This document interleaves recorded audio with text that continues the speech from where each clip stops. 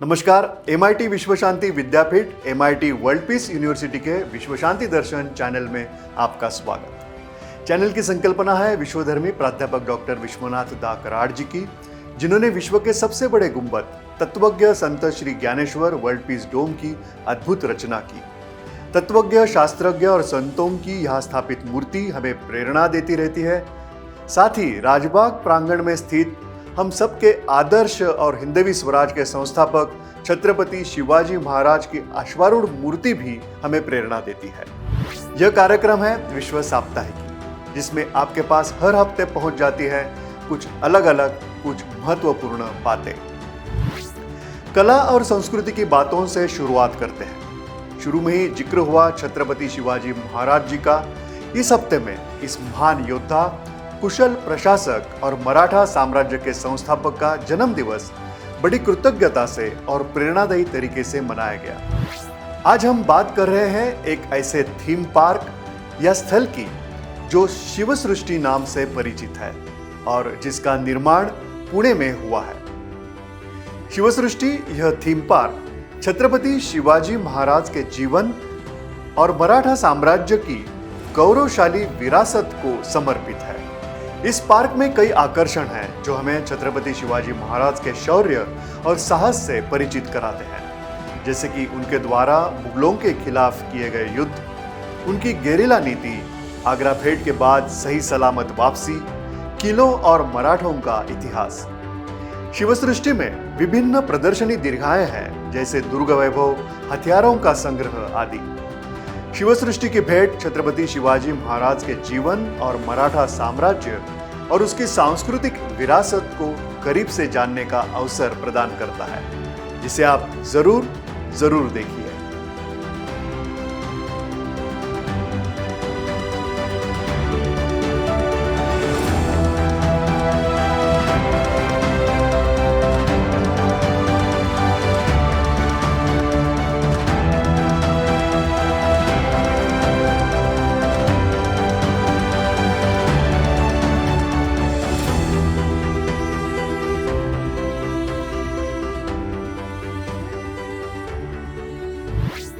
अगर आप सिनेमा प्रेमी हो या इसमें रुचि रखते हो तो आपको पता ही होगा कि भारत में फिल्म निर्माण की नींव रखी दादा साहेब फाल्के जी ने।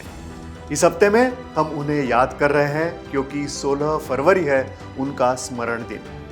1944 में उनका निधन हो गया, जबकि उनका जन्म महाराष्ट्र में नासिक में 1870 में हुआ था।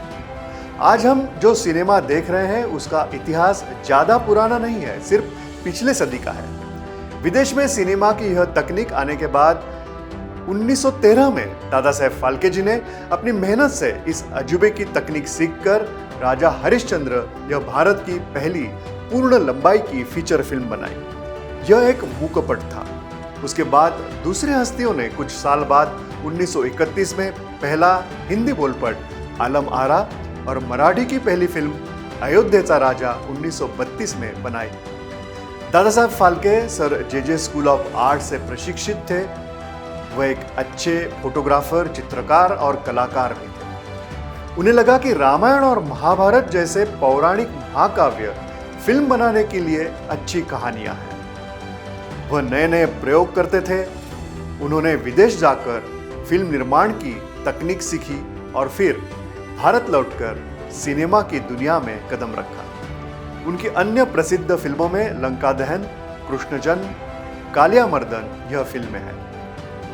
1969 से दादा साहेब फाल्के पुरस्कार, जो भारतीय फिल्म जगत का सर्वोच्च सम्मान है, उसे दादा साहब के सम्मान में देना शुरू हुआ। हिंदी सिनेमा को या भारत में सिनेमा को आगे बढ़ाने में महत्वपूर्ण भूमिका किसी ने निभाई हो तो वह थे दादा साहेब फाल्के।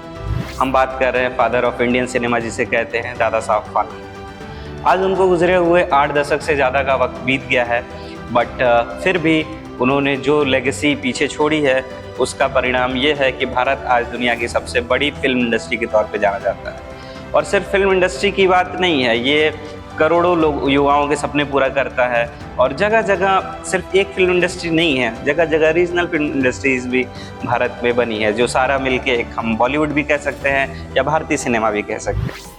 आइए चलते हैं ताज महोत्सव में। आगरा शहर में ताज महोत्सव 2025 की जोश भरी शुरुआत हो गई है। यह महोत्सव 18 फरवरी से 2 मार्च तक चलेगा।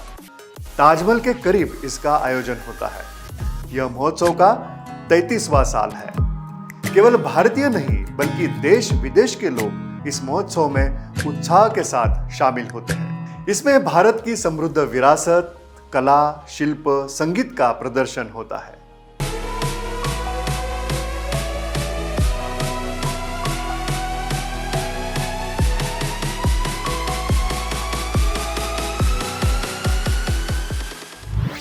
साहित्य सम्मेलन यानी कि साहित्य प्रेमियों के लिए एक खुशी का त्योहार। इस साल सम्मेलन 71 वर्षों के बाद दिल्ली में पुनः आयोजित हो रहा है।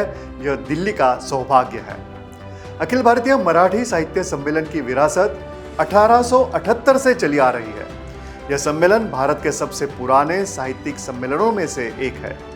यह सम्मेलन अनेकविध विषयों पर चर्चा, कलात्मक आदान प्रदान के लिए एक मंच के रूप में कार्य करता रहा है। इस सम्मेलन के लिए छत्रपति शिवाजी महाराज साहित्य नगरी अतिथियों का स्वागत करने के लिए सज्ज हो गई है।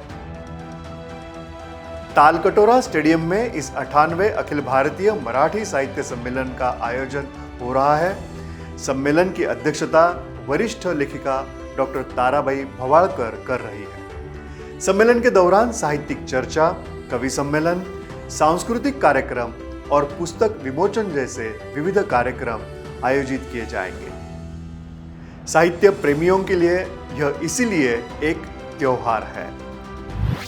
अब थोड़ा इतिहास में झांक कर देखते हैं।